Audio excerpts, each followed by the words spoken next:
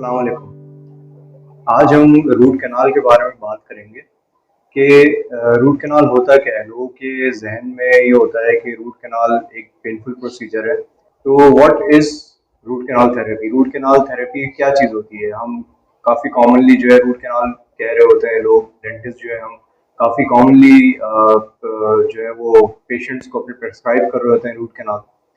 सो ये root canal है क्या? तो जब दांत सड़ जाता है, दांत के अंदर जब कीड़ा लग जाता है, तो दांत के अंदर का जो एक टिश्यू होता है, उसमें नर्व्स भी होती हैं, उसमें ब्लड वेसल्स भी होते हैं। तो एक समझने के गोश्त का टुकड़ा होता है दांत के अंदर, वो इन्फेक्टेड हो जाता है। तो जब वो इन्फेक्टेड हो जाता है तो उसको हमें निकालना जरूरी होता है। वो रिकवर नहीं हो सकता। दूसरे बॉडी के जो पार्ट्स होते हैं, अगर वो इन्फेक्टेड हो जाए तो वो रिकवर हो जाता है।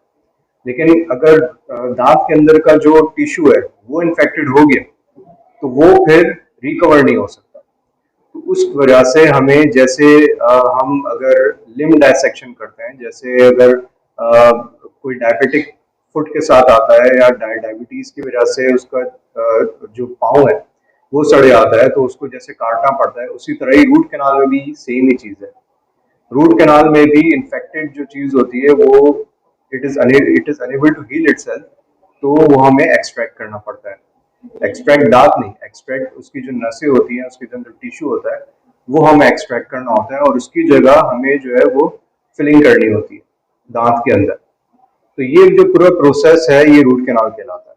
अच्छा, दूसरा सवाल लोगों के जहन में ये होता है कि बहुत सारे लोग बड़ी बड़ी कैविटीज के साथ आ रहे होते हैं दांत की, लेकिन उनको पेन नहीं होता।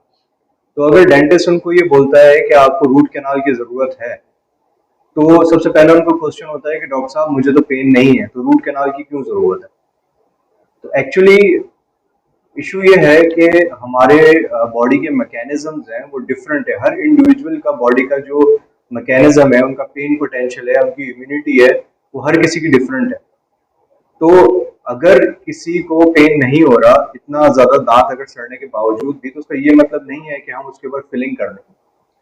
उसमें भी रूट कैनाल करना जरूरी है, नहीं तो इन्फेक्शन जो है वो फैल सकता है बोन के अंदर। अच्छा, सबसे इम्पोर्टेंट और थर्ड क्वेश्चन वो ये है कि क्या रूट कैनाल करने के वक्त या रूट कैनाल करने के बाद पेन होता है? तो हकीकत यह है कि रूट कैनाल करते वक्त पेन नहीं होना चाहिए और नहीं होता पेन। अगर सुन किया हुआ, सही से सुन किया हुआ है, तो फिर रूट कैनाल करते वक्त पेन नहीं होना चाहिए। लेकिन कुछ केसेस ऐसे होते हैं कि बहुत रेयरली कुछ केसेस ऐसे भी होते हैं कि जब दांत बहुत ज्यादा इन्फेक्टेड होता है, तो उसमें रूट कैनाल के वक्त पेन होता है। लेकिन उसके उसके लिए भी डेंटिस्ट के पास कुछ हर्बे होते हैं जिससे वो दांत को सुन कर सकता है और रूट कैनाल पेनलेस बना सकता है।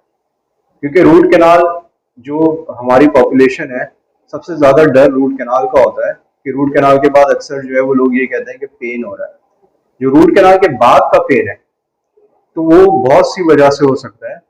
उसमें जो है वो आपकी बॉडी की इम्यूनिटी भी हो सकती है, बॉडी का रिएक्शन भी हो सकता है, आपका पेन पोटेंशियल भी हो सकता है, और कुछ डेंटिस्ट की तरफ से भी चीजें हो सकती हैं। तो अगर कोई आपको ये कह रहा है कि रूट कैनाल के बाद पेन 100% नहीं होता, तो शायद वो ये चीज गलत कह रहा है। रूट कैनाल के बाद जो है वो 90% पेन नहीं होता, लेकिन 10% पेन कुछ केसेस में जरूर होता है। लेकिन इसका ये मतलब नहीं है कि रूट कैनाल फेल हो रहा है या कोई ऐसा मसला है। चौथा सवाल कि क्या रूट कैनाल सक्सेसफुल है?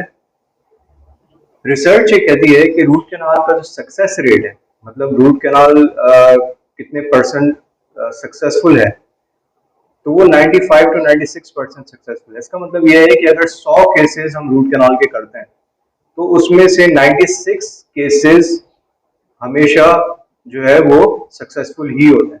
सिर्फ 4% केसेस ऐसे हैं कि जो अनसक्सेसफुल होते हैं। तो रूट कैनाल एक ऐसी थेरेपी है, और सिर्फ वही थेरेपी है रूट कैनाल जो कि दांत को सेव कर सकती है। इसके अलावा कोई दूसरी ऐसी थेरेपी नहीं है कि जो आपके दाढ़ को या दांत को सेव कर सकती है। अब आखिरी सवाल कि अगर फर्ज करें कि एक पेशेंट रूट कैनाल नहीं करवाना चाहता या नहीं करता, तो उसकी क्या रिपरकशन हो सकते हैं, इसके क्या कंसिक्वेंसेज हो सकते हैं, उसके बाद क्या हो सकता है अगर रूट कैनाल पेशेंट नहीं कराता? तो दो चीजें हैं। होने को तो देखिए कुछ नहीं हो सकता, लेकिन बहुत सारे केसेस ऐसे होते हैं कि जब पेशेंट हमारे पास आता है और हम देखते हैं कि दांत बच सकता है रूट कैनाल से और पेशेंट नहीं कराता, तो बाद में वो और ज्यादा दांत खराब हो सकता है और फिर आखिर में हमें दांत निकालना पड़ सकता है। अब जब निकालना पड़ सकता है तो उसकी जो रिप्लेसमेंट ऑप्शंस हैं, जो हम रिप्लेसमेंट करते हैं दांत की, वो बड़ी महंगी होती है। तो जहां आपका दांत रूट कैनाल से कम पैसों में बच सकता है, वहीं अगर आप रूट कैनाल नहीं कराएंगे उस वक्त थोड़े से पैसे देख के, तो आपको फिर ज्यादा खर्चा करना पड़ेगा और उसकी रिप्लेसमेंट के लिए फिर हो सकता है कि दूसरे दांतों की भी आपको रूट कैनाल करानी पड़े। और दूसरी चीज ये कि अगर आप रूट कैनाल नहीं कराते और अगर आप ऐसे ही चला रहे हैं, तो इन्फेक्शन जो है वो आपका बोन के अंदर भी फैल सकता है और फिर आखिर में स्वेलिंग हो सकती है, पेन हो सकता है और फिर आपको इमरजेंसी ट्रीटमेंट के लिए हमारे पास आना पड़ेगा और उसमें आपका खर्चा भी ज्यादा होगा, पेन भी ज्यादा होगा और आपको प्रॉब्लम्स भी ज्यादा होंगे। सो मेरा मशवरा ये है कि जब भी आप डेंटिस्ट के पास आए और डेंटिस्ट अगर आपको ये बोले कि आपको रूट कैनाल की जरूरत है, तो आपको फौरी तौर पे रूट कैनाल करा लेना चाहिए, क्योंकि अगर आप डिले करते हैं तो प्रॉब्लम आपके लिए भी होता है और प्रॉब्लम हमारे लिए भी होता है, प्रॉब्लम डेंटिस्ट के लिए भी होता है। Thank you.